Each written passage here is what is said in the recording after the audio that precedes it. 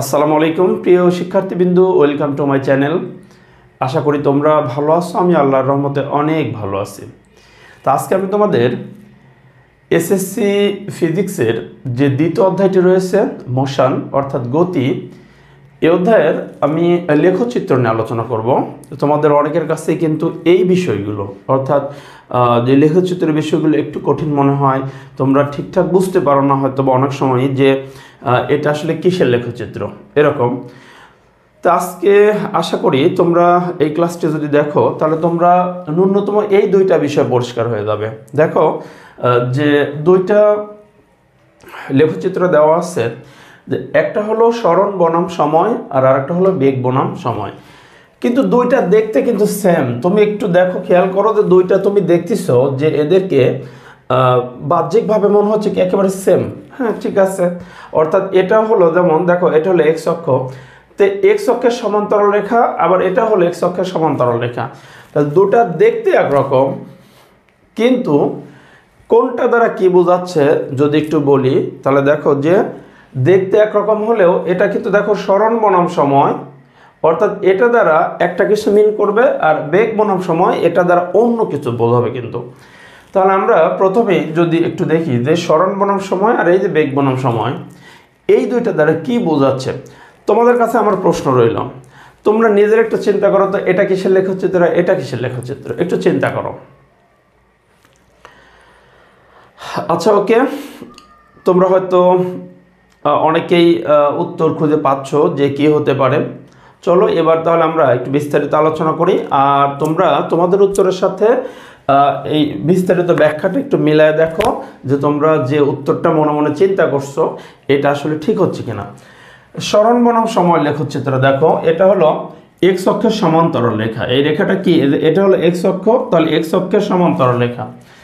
এখন আমরা এইটাকে দেখো যদি একটু বিশ্লেষণ করি যে সরণ বনাম সময় লেখচিত্র, ধরো এই বিন্দুটা দেখো অরিজিন পয়েন্ট বা মূল বিন্দু, এটা হলো এইখানে সময় শূন্য, এইখানে খেয়াল করো। তাহলে আমি এক্স অক্ষ বরাবর কি সময়, তা আমি এইখানে ধরো সময়টা দিলাম শূন্য।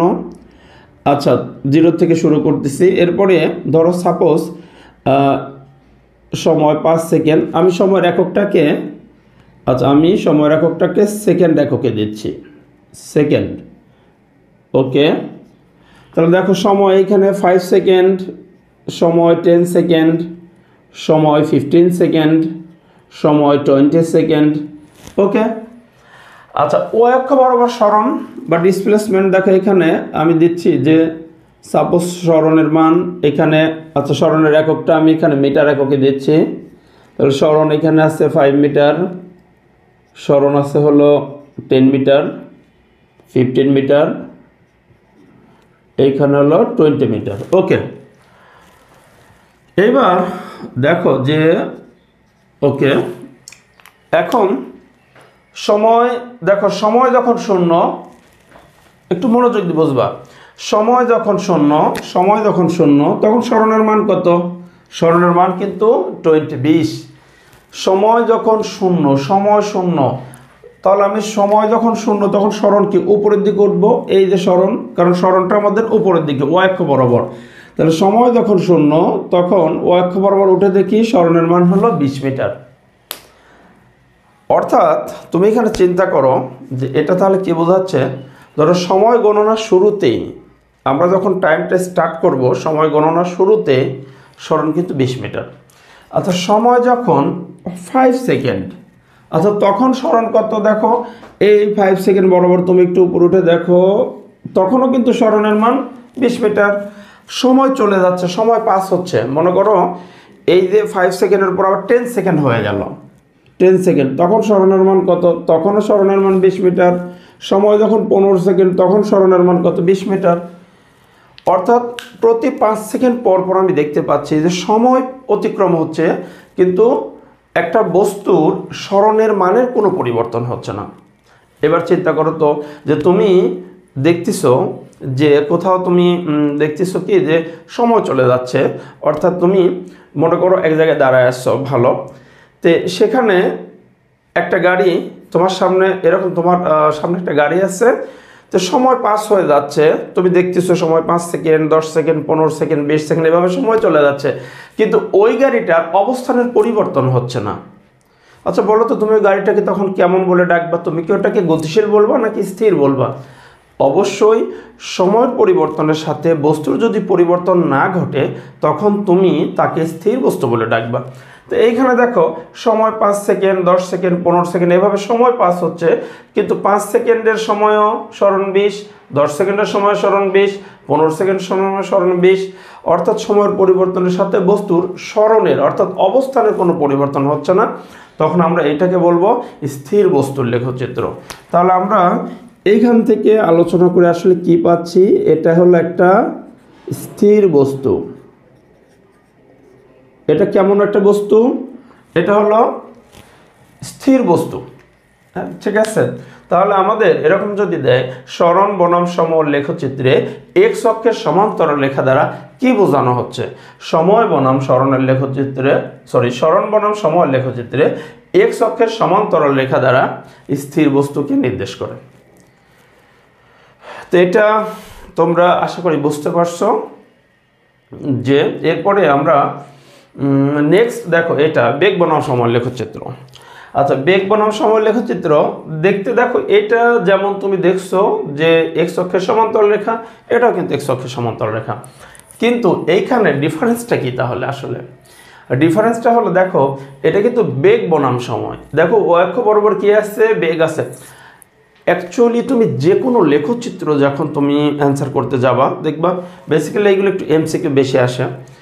তুমি যখন লেখচিত্র সম্পর্কে এমসিকিউ যা আসবে, তুমি যখন উত্তর করতে যাবা ও অক্ষের দিকে নজর দিবা, কারণ এক্স অক্ষে তো সবসময় সময় থাকবে, ঠিক আছে না? কারণ সময়ের পরিবর্তনের সাথেই তো সব কিছু পরিবর্তন হয় আসলে। এই জন্য সময়টা আমরা দেখবো কি সবসময় এক্স অক্ষেই থাকবে। এখন বেগ, দেখো বেগ বনাম সময় লেখচিত্র এক্স অক্ষের সমান্তরাল রেখা দ্বারা তুমি কি বুঝতেছ?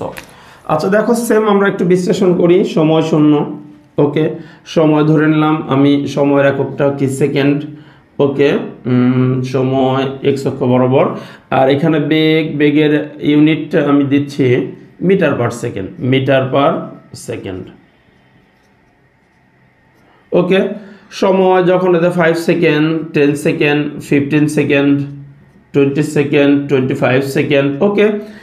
আর এইদিকে অক্ষ বরাবর বেগের ভ্যালুটা আমি দিচ্ছি, ধরো যে বেগের ভ্যালুটা এরকম দিচ্ছি যে 5 metre per second, 10 metre per second, 15 metre per second, okay, 15 metre per second, 20 metre per second, এরপরে এটা দিলাম 25 মিটার পার সেকেন্ড।